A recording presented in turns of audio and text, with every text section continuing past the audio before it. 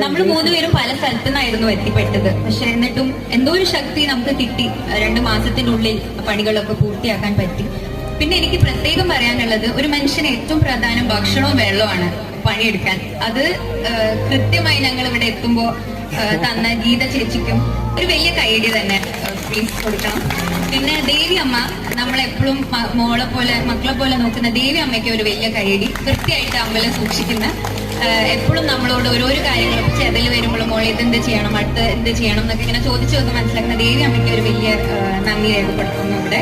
എന്റെ മലയാളം അത്ര നല്ലതല്ല, ഞാൻ ഇവിടെ പഠിച്ച് വളർന്നല്ല, ഞാൻ പക്ഷെ പരമാവധി ശ്രമിക്കുന്നുണ്ട്.